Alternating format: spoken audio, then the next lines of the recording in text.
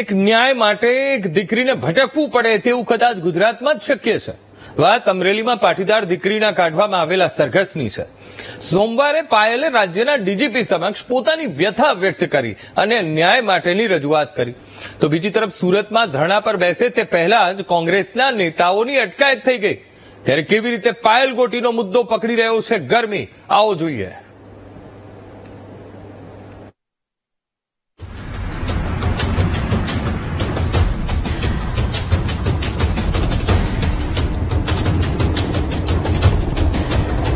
પાયલ ગોટીના કેસને લઈ કોંગ્રેસના નેતાઓ રસ્તા પર ઉતરી ગયા છે.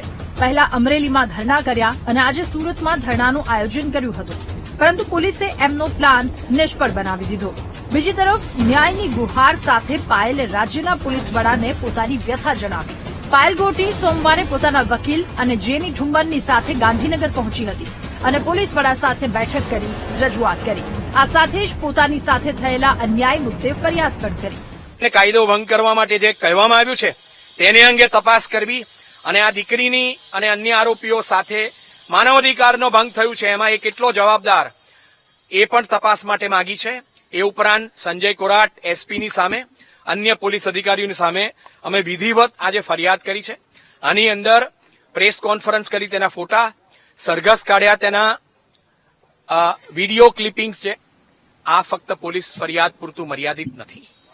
અમારે ગુજરાતમાં આ દીકરીના પ્રસંગ સાથે પ્રસ્થાપિત કરવું છે કે આ ફક્ત દીકરી નહીં, ગુજરાતના કોઈ પણ સુપુત્ર કે સુપુત્રીની સાથે આ થવું જોઈએ નહીં. પાયલના કેસને હવે પોલીસ દ્વારા પણ ગંભીરતાથી લેવામાં આવી રહ્યો છે અને આ કેસની તપાસ સ્ટેટ મોનિટરિંગ સેલના ડીઆઈજી નિર્લિપ્ત રાયને સોંપવામાં આવ્યું છે અને તેમની તપાસમાં શું સામે આવે છે એ સૌથી મોટો મુદ્દો છે.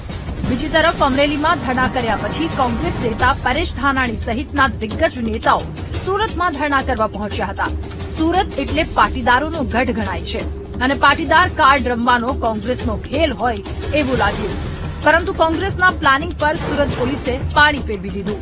ધરણા શરૂ થાય એ પહેલા જ નેતાઓની અટકાયત કરી લેવામાં આવી હતી.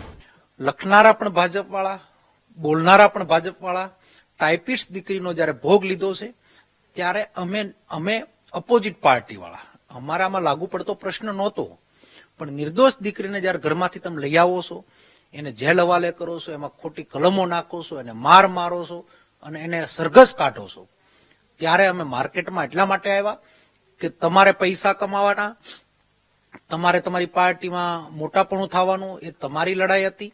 પણ તમે જે દીકરીનો ભોગ લીધો છે એ લડાઈની અંદર હર કોઈ સ્ટેપમાં પોલીસ ખોટી પડી છે. મુદ્દો અહીં રાજનીતિનો નથી.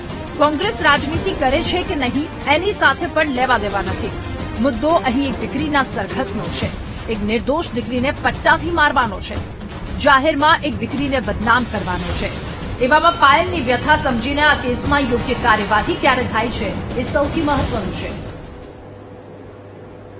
આપણા ત્યાં કોઈ ઘટના બને એટલે નેતાઓ પોતાના રોટલા શેકવા પહોંચી જાય છે, પરંતુ અમરેલીની દીકરીના કેસમાં બસ કોંગ્રેસના નેતાઓ જ મેદાનમાં જોવા મળ્યા.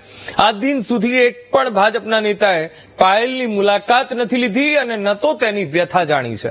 અરે જાણે પણ શા માટે? કેસ પણ તેની જ પાર્ટીના નેતાએ કર્યો છે અને આક્ષેપ પણ ધારાસભ્ય પર જ ઉઠી રહ્યા છે.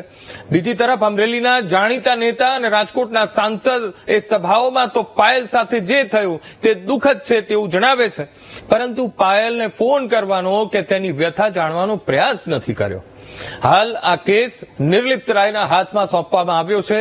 તેવામાં તપાસમાં શું સામે આવે છે તે જોવું રહ્યું.